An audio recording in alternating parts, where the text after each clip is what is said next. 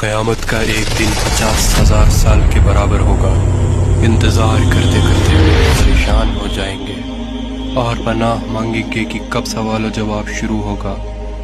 ایک لمبے انتظار کے بعد اللہ کا حکم جاری ہوگا۔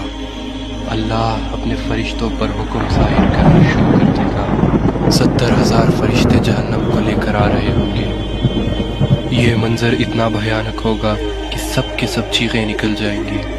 تمام آدمزاد کے ہاتھ میں ایک کتاب دی جائے گی جس میں ان کی نیکی اور برائی لکھی ہوگی۔ اس کے بعد سوال و جواب کا سلسلہ شروع ہو جائے گا۔ انسان اگر جھوٹ بولنے کی کوشش کرے تو اس کی زبان بند کر دی جائے گی۔ انسان کے ہاتھ، پیر، آنکھ سب گواہی دیں گے۔ ہر وہ چیز جو انہوں نے پوری زندگی کی ہے سب سے پردہ ہٹ جائے گا۔ وہ دن یوں بھیانک ہوگا کہ کوئی بھی بچ نہیں پائے گا۔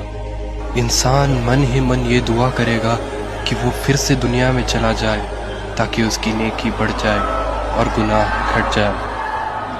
جب انسان اپنے والدین یا اپنے بھائی بہن سے نیکی مانگنا چاہے تو وہ اس سے انجان ہو جائیں گے۔ اس سوال و جواب کے سلسلے میں اللہ انسان سے کہے گا کہ پہلے کتاب کا پنہ پڑھو۔ اللہ اگر اس سے راضی ہو گیا تو اس کتاب میں سے سارے گناہ معاف ہو جائیں گے۔ روز محشر میں ایک ترازو ہوگا جس میں فرشتے انسان کی نیکیاں اور گناہ لکھیں گے۔ کچھ انسانوں کا گناہ یوں ہوگا کہ ایک پہاڑ کے برابر، کچھ انسانوں کی نیکیاں یوں ہوں گی کہ صرف ایک کنکر کے برابر۔ اللہ انسان کے اندر کا ایمان دیکھے گا۔ اگر انسان اپنی پوری زندگی میں یہ مانتا تھا کہ اللہ ایک ہے اور اس کے سوا کوئی معبود نہیں تو اس کی رحمت اس پر برس جائے گی۔ ان سب کے بعد انسان کو کل صراط کا راستہ پار کرنا ہوگا۔ یہ راستہ تلوار سے بھی تیز اور بال سے بھی باریک ہوگا۔